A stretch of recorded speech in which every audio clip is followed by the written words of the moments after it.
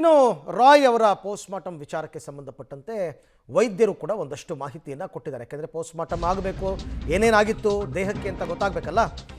ಉದ್ಯಮಿ ಸಿಜೆ ರಾಯ್ ಆತ್ಮಹತ್ಯೆ ಪ್ರಕರಣಕ್ಕೆ ಸಂಬಂಧಪಟ್ಟಂತೆ ಬೌರಿಂಗ್ ಆಸ್ಪತ್ರೆ ವೈದ್ಯಕೀಯ ಅಧೀಕ್ಷಕ ಅರವಿಂದ್ ಹೇಳಿಕೆಯನ್ನು ಕೊಟ್ಟಿದ್ದಾರೆ.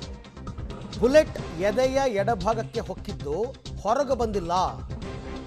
ಆ ಬುಲೆಟ್ ಅನ್ನು ಈಗಾಗಲೇ ದೇಹದಿಂದ ಹೊರಗೆ ತೆಗೆಯಲಾಗಿದೆ. ಪೋಸ್ಟ್ಮಾರ್ಟಮ್ ಸಂದರ್ಭದಲ್ಲಿ ಬೆನ್ನಿನ ರಿಬ್ಸ್ ತನಕ ಬುಲೆಟ್ ಹೋಗಿದೆ, ಆದರೆ ಅದು ಹೊರಗೆ ಬಂದಿಲ್ಲ. ಹೃದಯ, ಶ್ವಾಸಕೋಶ ಮತ್ತು ಹೊಟ್ಟೆಯ ಭಾಗಕ್ಕೂ ಕೂಡ ತಗುಲಿದೆ. 6.35 mm ಬುಲೆಟ್ನಿಂದಲೇ ಸಾವನ್ನಪ್ಪಿರೋದು ಅಂತ ಗೊತ್ತಾಗಿದೆ.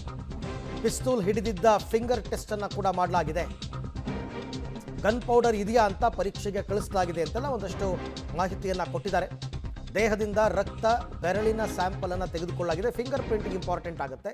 ಎಲ್ಲವನ್ನೂ ಕೂಡ FSLಗೆ ಕಳಿಸಲಾಗಿದೆ ಅಂತ ಬೌರಿಂಗ್ ಆಸ್ಪತ್ರೆಯ ಅಧೀಕ್ಷಕ ಅರವಿಂದ್ ಕೊಟ್ಟಿರ್ತಕ್ಕಂಥ ಮಾಹಿತಿ, ಸದ್ಯಕ್ಕೆ ಕೊಟ್ಟಿರ್ತಕ್ಕಂಥ ಮಾಹಿತಿ. ಅದು .25 ಕ್ಯಾಲಿಬರ್ ಪಿಸ್ತೂಲ್. ಸೊ ಅದು ಅದರಿಂದ ಫೈರ್ ಆಗಿದೆ ಅಂತ ಕನ್ಫರ್ಮ್ ಆಗಿದೆ.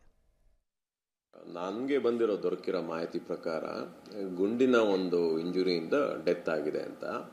ಎದೆಯ ಎಡಭಾಗಕ್ಕೆ ಹೃದಯ ಸೀಳ್ಕೊಂಡು, ಶ್ವಾಸಕೋಶನ ಸೀಳ್ಕೊಂಡು ಎದೆಯ ಹಿಂದಿನ ಭಾಗದವರೆಗೂ ಹೋಗಿದೆ.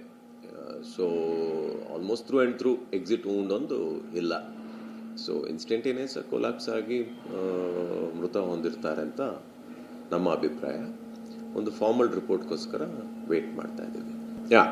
ಬುಲೆಟ್ ಸಿಂಗಲ್ ಬುಲೆಟ್ ದೊರಕಿದ್ದು, ಅದರ ಸೈಜು 6.35 mm ಅಂತ ಹೇಳಿದ್ದಾರೆ. So will have to see, formal report ಬರಬೇಕು. ಆಮೇಲೆ ನಮಗೆ ಈಗ ಫಿಂಗರ್ ಗನ್ ಪೌಡರ್ ಇದಕ್ಕೋಸ್ಕರ ಒಂದು ಫಿಂಗರ್ ಟೆಸ್ಟಿಂಗ್ ಒಂದು ಮಾಡಿದ್ದಾರೆ. ಮತ್ತು ಬ್ಲಡ್ದು ಒಂದು ಸ್ಯಾಂಪಲ್ ತೊಗೊಂಡಿದ್ದಾರೆ. DNA ಸಂಬಂಧಪಟ್ಟಂತೆ ಅದಕ್ಕೆಲ್ಲ ಬೇಕಾಗಿರುತ್ತೆ, ಅದೊಂದು ಸ್ಯಾಂಪಲ್ ತೊಗೊಂಡಿದ್ದಾರೆ.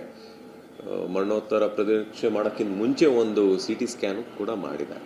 ಅದು ರಿಪೋರ್ಟ್ ಬಂದಿಲ್ಲ. ಅಂದರೆ ರಿಪೋರ್ಟ್ ದೊರಕಿರುತ್ತೆ, ನನಗೆ ಗಮನಕ್ಕೆ ಬಂದಿಲ್ಲ. ಯಾವ ಇದರಲ್ಲಿದೆ, ಒಂದು ಸಿಂಗಲ್ ಬುಲೆಟಾ, ಬೇರೆ ಇನ್ನೇನು ಕಾರಣಗಳು ಇರುತ್ತೆ, generally as a part of formality ಈ ವಿಚಾರದಲ್ಲಿ ಮಾಡಿರ್ತಾರೆ. ಸೊ ಬೌರಿಂಗ್ ಆಸ್ಪತ್ರೆಯ ಅಧೀಕ್ಷಕ ಅರವಿಂದ್ ಅವರು ಕೊಟ್ಟಿರ್ತಕ್ಕಂಥ ಮಾಹಿತಿ. ಬಟ್ ಇದು ಅವ್ರು ಹೇಳಿದ್ರಲ್ಲ, ಒಂದು ಫಾರ್ಮಲ್ ರಿಪೋರ್ಟ್ ನಾವು ವೆಯ್ಟ್ ಮಾಡ್ತಾ ಇದ್ದೀವಿ, ಬರಬೇಕು. ಯಾಕೆಂದರೆ ಅದು ಪೊಲೀಸ್ ಇನ್ವೆಸ್ಟಿಗೇಷನಲ್ಲಿ ಅದನ್ನು ಸೇರಿಸಬೇಕಾಗತ್ತೆ. ಅದಕ್ಕೋಸ್ಕರ ವೆಯ್ಟ್ ಮಾಡ್ತಾ ಇದ್ದೀವಿ.